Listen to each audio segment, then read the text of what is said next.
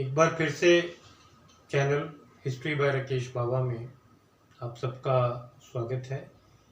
एक अंतराल हुआ कि हम इस चैनल को जब शुरू किया था तो इस सोच के साथ शुरू किया गया था कि इस चैनल में जितने भी वीडियोस होंगे, जितने भी टॉपिक्स कवर किए जाएंगे, वो प्रतियोगी परीक्षाओं और ग्रेजुएशन के स्टूडेंट्स के लिए बहुत लाभप्रद सिद्ध होंगे।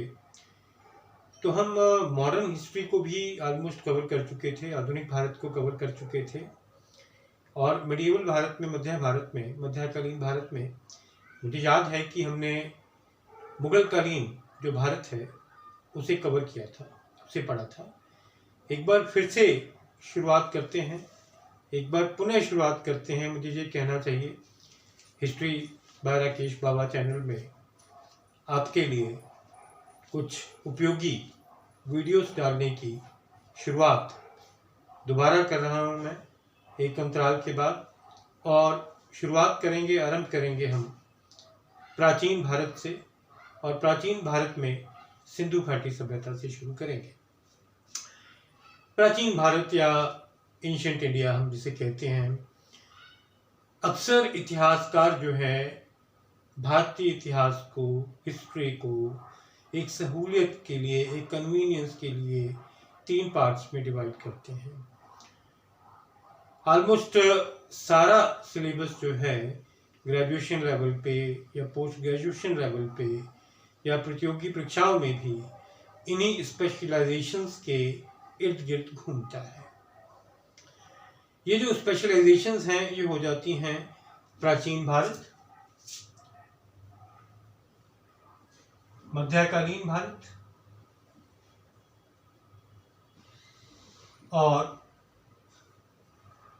आधुनिक भारत या मॉडर्न इंडिया हम जिसे कहते हैं। तो ऑलमोस्ट लगभग जो भारतीय इतिहास की अवधारणा है, इस कालखंड में हम इसे विभाजित कर देते हैं। प्राचीन भारत का जो समय है वो हम अक्सर मानकर चलते हैं 1000 ईस्वी तक। आरंभ कहां से करें? आरंभ यहां से करें, सिंधु घाटी सभ्यता से, चारकोलिथिक एज से, जहां से हमें कुछ ऐतिहासिक गठन करने के लिए, इतिहास को गठन करने के लिए कुछ साधन या कुछ सोर्सेज हम जिसे कहते हैं वो मिलने शुरू होते हैं। उसके पहले एक प्री हिस्टोरिक एज है।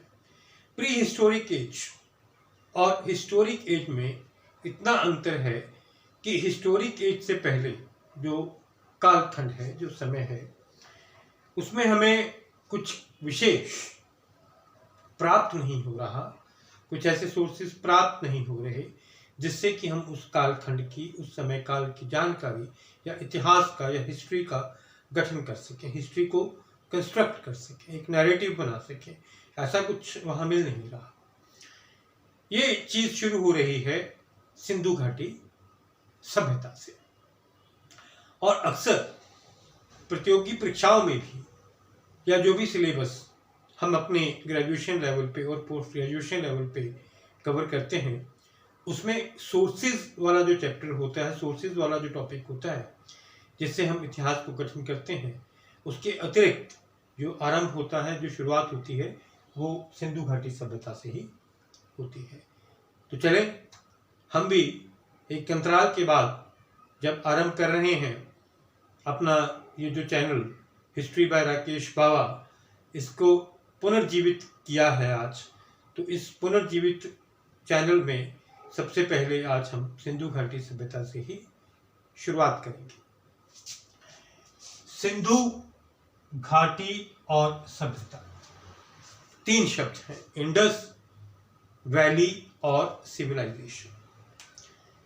ये तीनों वर्ड्स, ये तीनों शब्द जो हैं इंपॉर्टेंट बन जाते हैं, महत्वपूर्ण बन जाते हैं अगर हमें वाकई में, सही में इतिहास की सही जानकारी लेनी है। तो सभ्यता,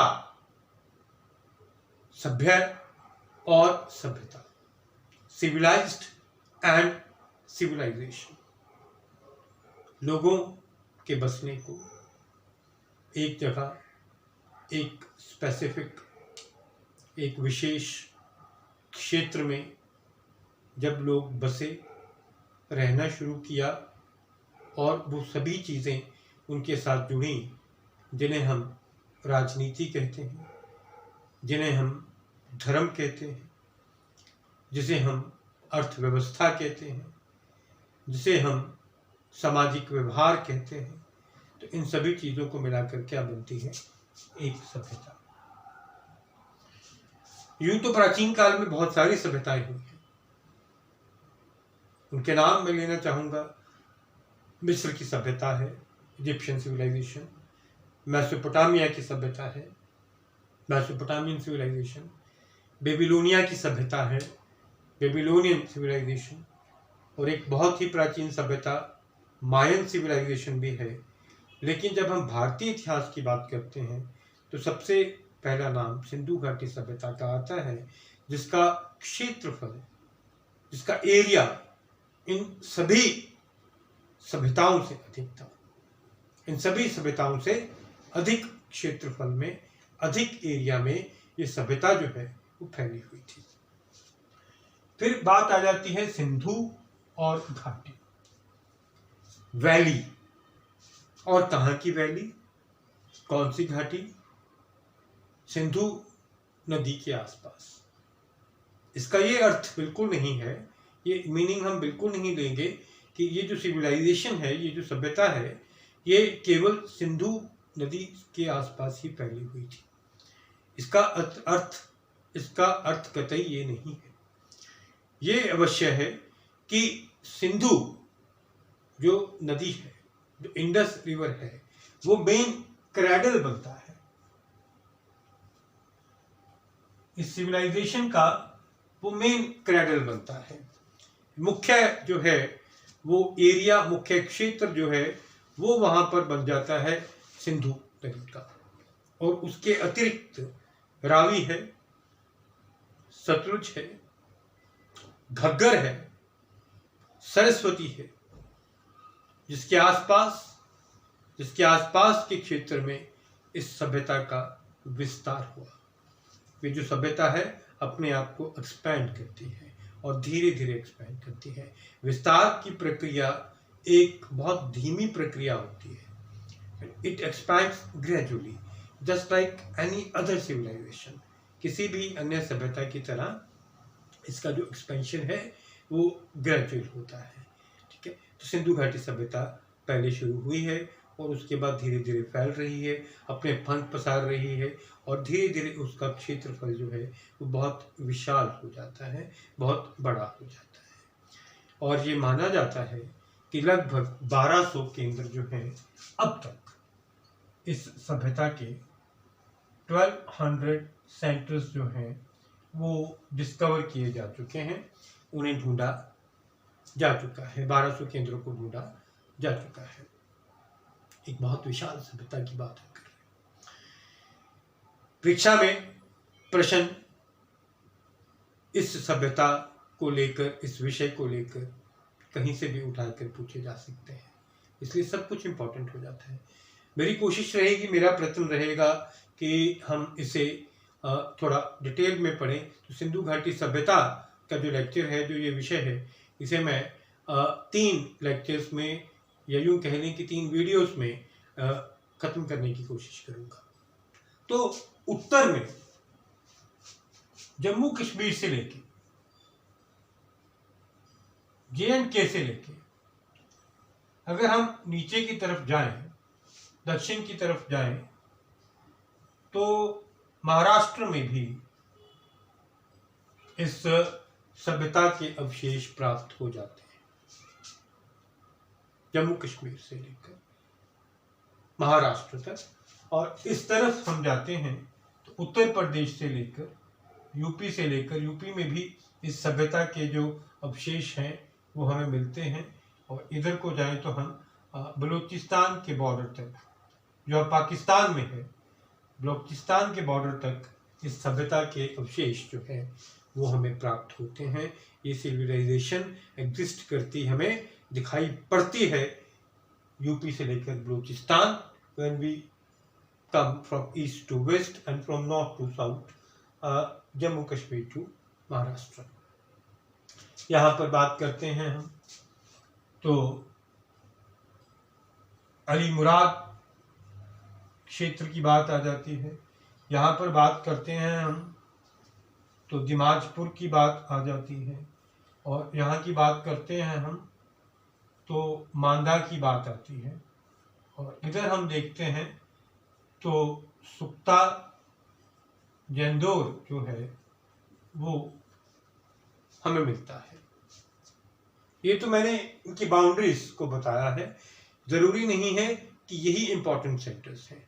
जब हम सेंटर्स की बात करते हैं, जब हम केंद्रों की बात करते हैं और फीचर्स पढ़ेंगे हम इस सभ्यता में, इस सिंधु घाटी सभ्यता के कि क्या क्या फीचर्स हैं, क्या क्या विशेषताएं हैं, तो हम कहीं पर भी इनको लेकर फीचर्स नहीं पढ़ते। मांदा को लेकर, सुक्ता जंदौर को लेकर, दिमाजपुर को लेकर, अली मुराद को लेकर हम इंडस वैली सिविलाइजेशन के फीचर्स को स्टडी नहीं करते हैं। तो ये इससे ये पता चलता है कि these were the small centres, कि ये जो सेंटर्स हैं, ये जो केंद्र हैं, ये विशाल नहीं थे, ये महत्वपूर्ण नहीं थे। बस इतना कह सकते हैं कि ये जो केंद्र हैं, जो मैं 4 नाम लिखता हूँ, ये कहीं ना कहीं सिंधु घाटी सभ्यता की सीमा है, उसकी बाउंड्री है। इंडस वैली सिविलाइजेशन की ये बाउंड्री है जो पूछा जा सकता है। इंपॉर्टेंट सेंटर्स की बात अगर हम करते हैं तो इंपॉर्टेंट सेंटर्स की बात में तो सबसे पहला नाम हड़प्पा का आएगा, मोहनजोदाड़ो का लेंगे, कालीबंगन का ले सकते हैं, चन्नूदाड़ो का ले सकते हैं, लोथल का नाम ले सकते हैं,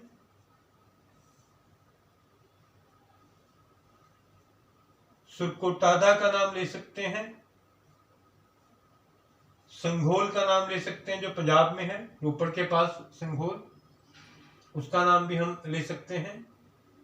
रंगपुर की एक विशेषता आपको बताई जाएगी, रंगपुर का नाम भी ले सकते हैं उस संदर्भ में कि एक विशेषता जो है रंगपुर में भी पाई गई है।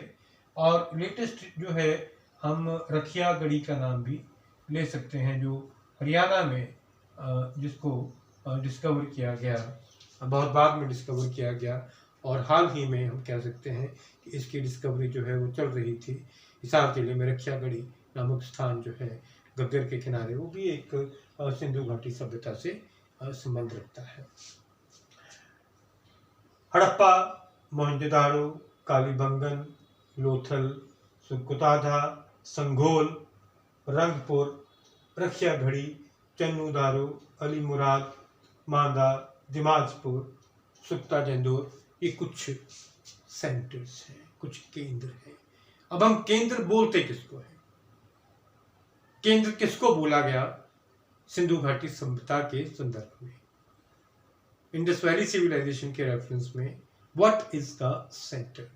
तो centre is that urban area which has been excavated, which has been discovered. जो केंद्र नाम दिया गया है, जो सेंटर नाम दिया गया है, वो हमने उनको दिया है जो अर्बन सेंटर्स, जो एक नगर के रूप में हमें जिनके अवशेष मिलने शुरू हुए और अब तक मिल रहे हैं। मैंने अर्बन सेंटर्स बोला। Yes, it is very important because this civilisation was urban civilisation. Rural area से इसका कोई संबंध नहीं है, इसे हम ग्रामीण सभ्यता नहीं बोलेंगे। ये विशुद्ध शहरी सभ्यता या नगरी सभ्यता थी। जब हम इन केंद्रों को स्टडी किया, इतिहासकारों ने, जब हिस्टोरियंस ने इनको स्टडी करना शुरू किया, तो ये पाया कि जो भी एक नगर की विशेषता होती है, जो भी एक फीचर एक सिटी या टाउन में होता है, वही फीचर्स इन केंद्रों में, इन सेंटर्स में पाए गए थे। कुछ और कारण भी थे जिसे हम आगे चलकर डिस्कस करेंगे, जिससे हमें ये पता चलता है, ये प्रमाणित हो जाता है कि ये सभ्यता जो है वो एक अर्बन सेंटर के रूप में, एक अर्बन सिविलाइजेशन के रूप में डेवलप होती है। और हम ये कह सकते हैं कि this was the first example of urbanisation in India. इतिहास सिर्फ राजा महाराजा, उनके युद्ध, उनकी बैटल्स, वॉर्स, जीत, हार और टाइम पीरियड तक सीमित नहीं होता। बहुत सारी बातें होती हैं जो इतिहास में समझनी पड़ती हैं, जिन्हें समझना ज़रूरी हो जाता है। अर्बनाइजेशन भी एक प्रोसेस है, शहरों का विकास भी एक प्रोसेस है, ग्रामीण प्रवेश भी एक प्रोसेस है, एक प्रक्रिया है। तो अगर हम समाज को इस ढंग से डिवाइड करें तो हम ये देखते हैं, हम ये पाते हैं कि जो इंडस वैली सिविलाइजेशन है, that is the first example of urbanisation in India, where a lot of centers, around 1200 centers have been discovered, have been excavated, and they were developed on various banks of the rivers. अलग अलग दरियाओं के, अलग अलग नदियों के, उनके किनारों पे ये सभ्यता जो है, उनकी गोद में ये सभ्यता जो है वो विकसित होती हमें नजर आती है। अब बात शुरू करेंगे हम फीचर्स की। कुछ जनरल फीचर्स हैं, कुछ विशेषताएं जो हैं वो जुड़ी हुई हैं विशेष नगरों के साथ। तो दोनों तरफ से हम इस टॉपिक को कवर करने की कोशिश करेंगे। कुछ विशेषताएं जो विशेष नगरों के साथ जुड़ी हुई हैं उन्हें भी देखेंगे, और कुछ विशेषताएं जो पूरी तरह से, जो संपूर्ण तौर पर हमें इस सभ्यता में नज़र आ रही हैं, चाहे वो केंद्र छोटा है चाहे वो केंद्र बड़ा है, उसे भी समझने की कोशिश करेंगे, उसे भी हम अंडरस्टैंड करेंगे। तो सबसे पहले हम बात करते हैं इस सभ्यता में जो टाउन प्लानिंग की बात है कि प्लानिंग किस प्रकार से की गई थी, किस प्रकार से इस सभ्यता में नगरों को बसाया गया था, किस प्रकार से छोटा नगर है वो चाहे बड़ा नगर है, किस प्रकार से उस नगर में कुछ विशेषताएं मिलती हैं जो हमें इस सभ्यता को बाकी सभ्यताओं से अलग करती हैं, उसे जानने की हम कोशिश करेंगे। तो क्या नाम हम देंगे उसे? हम उसे टाउन प्लानिंग का नाम दे सकते हैं, हम उसे नाम दे सकते हैं नगर निर्माण योजना। हम नाम दे सकते हैं नगर निर्माण योजना या टाउन प्लानिंग कह सकते हैं। A very important feature. This is a very important feature because whenever you plan a town, whenever you plan a city, whenever you plan an urban center, तो उसे किसी एक हिसाब से, एक प्रक्रिया से बनाया जाना ज़रूरी हो जाता है अगर हमें उस शहर को, उस नगर को ज़्यादा समय तक सस्टेन करना है, ज़्यादा समय तक लेकर जाना है। तो ये बहुत ज़रूरी हो जाता है कि उसकी एक प्रॉपर प्लानिंग की जाए। अगर हम आधुनिक संदर्भ में देखते हैं, मॉडर्न इंडिया में देखते हैं, तो we find that Chandigarh is a prime city in India. एक ग्रिड पैटर्न नजर आता है। कौन सा पैटर्न नजर आता है? ग्रिड पैटर्न जो है नजर आता है, या हम इसको एक रेक्टेंगुलर पैटर्न जो है वो भी कह सकते हैं, जो हमें नजर आता है। एक आयताकार पैटर्न नजर आ रहा है, एक ग्रिड पैटर्न जो है वो नजर आ रहा है। और ये बात चंडीगढ़ में जो नजर आ रही है, ये कहीं ना कहीं इसका सिरा, कहीं ना कहीं इसकी रूट, कहीं ना कहीं इसकी जड़ जो है वो सिंधु घाटी सभ्यता में है, जहाँ पे जो टाउन प्लानिंग है वो एक ग्रिड पैटर्न से की गई है, एक रेक्टेंगुलर पैटर्न से की गई है, एक आयताकार पैटर्न से की गई है। This was the very important point. उससे पहले कि मैं इसे और समझाऊं या इसको हम आगे चलकर पढ़ें या डिटेल देखें इसकी, एक चीज़ और इम्पॉर्टेंट हो जाती है कि जो टाउन्स हैं, जो मुख्य टाउन्स थे, शहर थे, इम्पॉर्टेंट सिटीज़, इम्पॉर्टेंट टाउन्स जो हैं, वो बेसिकली दो पार्ट्स में डिवाइड कर दिए जाते थे, दो पार्ट्स में होते थे, जिसे हम अपर पार्ट कह सकते हैं और एक हम कह सकते हैं lower part. This is also very easy to understand, इसे समझना तो ज़्यादा मुश्किल नहीं है। एक अपर स्ट्रक्चर है टाउन की, एक लोअर स्ट्रक्चर है, एक अपर स्ट्रक्चर है, एक लोअर स्ट्रक्चर है। अपर स्ट्रक्चर मीन्स खास वर्ग,